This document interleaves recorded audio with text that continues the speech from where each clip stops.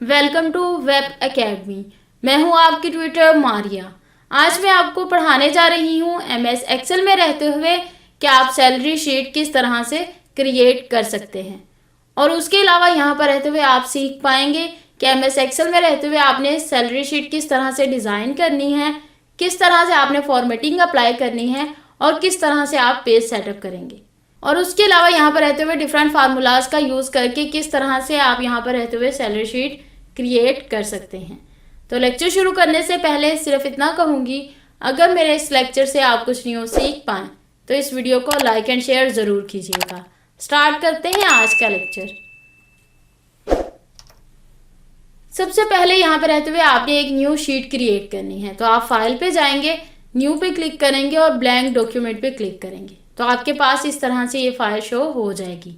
इस तरह से न्यू फाइल लेने के बाद आपने सबसे पहले यहाँ पर रहते हुए पेज सेटअप करना है। तो आप पेज लेआउट पे क्लिक करेंगे, मार्जिन पे क्लिक करेंगे और नॉर्मल मार्जिन आप सिलेक्ट करेंगे। ओरिएंटेशन पे क्लिक करेंगे और यहाँ पर रहते हुए आपने लैंडस्केप ओरिएंटेशन सेलेक्ट करनी है। और साइज़ पे रहते हुए आप इसका साइज़ जो लेंगे वो A4 साइज़ ही हम सिलेक्ट करेंगे। करने के बाद आपके पास इस तरह से ये देखें कि पेज सेटअप हो चुका है। अब यहाँ पे रहते हुए सबसे पहले आपने यहाँ क्लिक करना है। करने के बाद यहाँ पे रहते हुए आप डाटा टाइप करेंगे। इस तरह से यहाँ पे रहते हुए आपने डाटा टाइप करना शुरू करना है, जैसे कि मैंने यहाँ पर वेब कंप्यूटर एकेडमी टाइप कर लिया। करने के बाद आप इंटर करेंगे। यहाँ पे रहते हुए आपने एड्रेस टाइप करना है, जैसे कि मैं यहाँ पे रहते हुए एड्रेस कर लेती हूँ XYZ। फिर आप इंटर करेंगे। यहाँ पे रहते हुए आप कॉन्टैक्ट नंबर ऐड करेंगे, तो आपने यहाँ पे टाइप करना है इस तरह से कॉन्टैक्ट नंबर। तो आपने यहाँ पे कॉन्टैक्ट नंबर ऐड कर देते हैं, जैसे कि मैं यहाँ पे रहते हुए ये एक फर्जी कॉन्टैक्ट नंबर यहाँ पर ऐड कर रही हूँ। फिर आपने यहाँ पे रहते हुए इंटर करना है। करने के बाद आप यहाँ टाइप करेंगे कोड नंबर। सबसे पहले आपने इस तरह से डाटा टाइप करना है।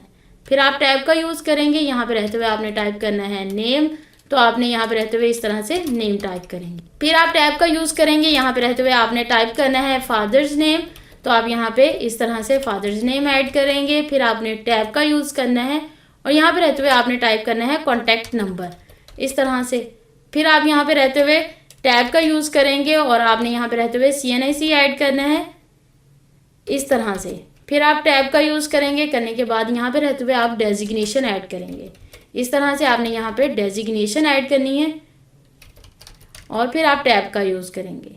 यहाँ पर रहते हुए आप सैलरी ऐड करेंगे कि आप यहाँ पर सैलरी जो एम्प्लॉय की ऐड करें वो आप यहाँ लिखेंगे। फिर आपने यहाँ पे टैब का यूज़ करना है और यहाँ पे रहते हुए आप टाइप करेंगे, तो आपने यहाँ पे रहते हुए सैलरी ऑफ डे टाइप करना है इस तरह से यहाँ पे। फिर आप टैब का यूज़ करेंगे। फिर आपने यहाँ पे टाइप करना है वर्किंग डेज, तो आपने इस तरह से यहाँ पे टाइप करना है वर्किंग डेज हमारे पास। फिर आप टैब का यूज़ करेंगे। करने के बाद आपने यहाँ पे लिखना है, टाइप करेंगे सैलरी ऑफ वर्किंग डेज, तो आपने इस तरह से यहाँ पे salary of working days add करेंगे वर्किंग डेज।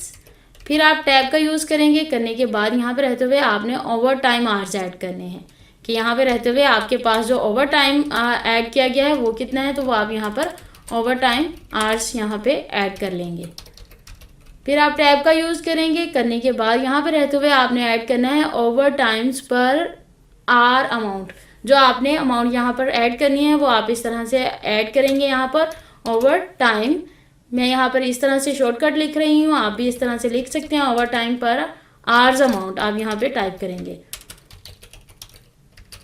फिर आपने टैब का यूज़ करना है और यहाँ पे रहते हुए आप अमाउंट ओवर टाइम ऐड करेंगे। फिर आप टैब का यूज़ करेंगे और यहाँ पे आपने टोटल सैलरी ऐड करनी है इस तरह से, और आप यहाँ पे इस तरह से डाटा राइट करेंगे।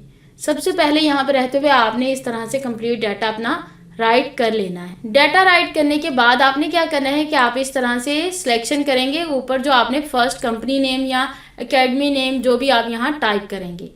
करने के बाद आपने इसको सिलेक्ट करना है, होम टैब पे क्लिक करेंगे और इसे मर्ज एंड सेंटर करेंगे। फिर इसी तरह आपने सेकंड हेडिंग को भी सिलेक्ट करना है, जहां आप एड्रेस टाइप कर चुके हैं उसे भी आप मर्ज एंड सेंटर करेंगे। इसी तरह आपने कॉन्टैक्ट नंबर को सिलेक्ट करना है। करने के बाद आप इसे भी मर्ज एंड सेंटर करेंगे इस तरह से।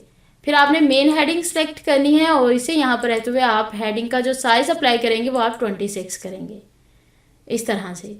फिर यहाँ पे क्लिक करते हैं। करने के बाद यहाँ पे आप जो शेडिंग अप्लाई करना चाहते हैं वो यहाँ से आप अप्लाई कर लें और यहाँ पे रहते हुए टेक्स्ट का कलर जो हम करते हैं वो यहाँ से वाइट करते हैं और इसे यहाँ से बोल्ड करते हैं। उसके अलावा यहाँ पे रहते हुए आप फाउंट स्टाइल अपनी मर्जी का यहाँ से चेंज कर सकते हैं। जैसे कि मैंने ये फाउंट स्टाइल अप्लाई किया, आप इस तरह से चेंज कर सकते हैं। अब देखिए आपके पास ये टेक्स्ट इस तरह से बाहर जा रहा है, तो आप यहाँ पर पेज लेआउट पे क्लिक करेंगे और स्केल पे रहते हुए स्केल को आप यहाँ पे रहते हुए इस तरह से डिक्रीज करेंगे। जैसे आप डिक्रीज करेंगे तो ये आपके पास इस तरह से एडजस्ट हो जाएगा। फिर आपने क्या करना है कि आपने इस रो को इस तरह से सिलेक्ट करना है जहां आपने हेडिंग्स ऐड की हैं। फिर आप इसे क्या करेंगे, होम टैब पे क्लिक करेंगे और इसे रैप टेक्स्ट करेंगे। फिर आपने इसकी अलाइनमेंट सेंटर टू सेंटर करनी है, इस तरह से ये आपके पास एडजस्ट हो जाएगा। फिर यहाँ पे रहते हुए हम कॉन्टैक्ट नंबर वाले रो को सिलेक्ट करते हैं और यहाँ पे रहते हुए क्लिक करते हैं इस जगह पे, और इसका भी हम यहाँ से कलर चेंज कर लेंगे इस तरह। और टेक्स्ट कलर आप यहाँ पे चेंज कर रहे हैं वाइट, और इसे भी आप बोल्ड कर लेते हैं। इस तरह से आपने इसकी शेडिंग चेंज करनी है। करने के बाद यहाँ पे रहते हुए आप कंप्लीट इस तरह से डाटा को सिलेक्ट करोगे। करने के बाद आपने यहाँ पे रहते हुए इसे ऑल बॉर्डर अप्लाई करना है इस तरह से। और अगर आपके पास इस तरह से कोई टेक्स्ट इस तरह से शो हो, जैसे कि डेजिग्नेशन में नीचे आ रहा है, तो यहाँ पे रहते हुए आप इसे एडजस्ट कर लेंगे इस तरह से। तो ये आपके पास इस तरह से बिल्कुल सेट हो जाएगा। अब यहाँ पे रहते हुए आप कोड नंबर ऐड करते हैं। जैसे कि मैं यहाँ पे कोड नंबर ऐड कर देती हूँ, वेब 1 ऐड कर देती हूँ और टैब का यूज़ करते हैं। यहाँ पे आप एम्प्लॉय नेम ऐड करते हैं। जैसे कि मैं यहाँ पे अली रज़ा ऐड कर रही हूँ। टैब का यूज़ करेंगे और यहाँ पे आपने फादर नेम ऐड करना है। जैसे कि मैं यहाँ पर रहते हुए राशिद अली कर रही हूँ, तो आप इस तरह से ऐड करेंगे। फिर आपने टैब का यूज़ करना है और यहाँ कॉन्टैक्ट नंबर ऐड करेंगे। जैसे कि कॉन्टैक्ट नंबर यहाँ मैं फर्जी ऐड कर रही हूँ इस तरह से। फिर आप टैब का यूज़ करेंगे और यहाँ पे रहते हुए आपने CNIC ऐड करना है, तो वो आप इस तरह से करेंगे। इस तरह से आपने यहाँ CNIC ऐड कर लेना है इस तरह से। अभी ये आपके पास इस तरह से हाइड हो रहा है, तो यहाँ पे रहते हुए आपने क्या करना है कि डबल क्लिक करेंगे तो ये आपके पास ऑटो फिट टू कंटेंट हो जाएगा। फिर CNIC के लिए भी आप ऐसे ही क्लिक करें तो आपके पास ये ऑटो फिट टू कंटेंट हो जाएगा। फिर यहाँ क्लिक करेंगे, आपने यहाँ डेजिग्नेशन ऐड करनी है। जैसे कि मैं यहाँ पे रहते हुए ऐड कर रही हूँ इंजीनियर की, तो आप भी ऐड कर सकते हैं इस तरह से। जो आपके पास एम्प्लॉय हैं उनकी जो जो डेजिग्नेशन होगी वो आप यहाँ ऐड कर सकते हैं। फिर आप टैब का यूज़ करेंगे। यहाँ पे रहते हुए आपने सैलरी ऐड करनी है। जैसे कि मैं यहाँ 42,000 ऐड कर रही हूँ, तो आप भी यहाँ सैलरी ऐड करेंगे एम्प्लॉय की। फिर आपने टैब का यूज़ करना है। फिर यहाँ पे रहते हुए आप क्लिक करते हैं, आपने सैलरी ऑफ डे फाइंड करने हैं, तो आप यहाँ पे इज इक्वल टू टाइप करेंगे और आपने टोटल सैलरी को डिवाइड करना है मंथ में जितने डेज होते हैं। यानी कि हमारे पास 31 में यहाँ पर ऐड कर रही हूँ, तो आप यहाँ पर जितने मंथ आप ऐड करना चाहते हैं मंथ के डेज वो आप यहाँ टाइप करेंगे। तो मैंने 31 ऐड किया है और जैसे इंटर करते हैं तो हमारे पास ये सैलरी आ जाएगी। इस तरह से आपके पास सैलरी ऑफ डे आ जाएगी। फिर आपने यहाँ वर्किंग डेज ऐड करने हैं, तो वर्किंग डेज आपके पास कितने हैं वो यहाँ आप ऐड करेंगे।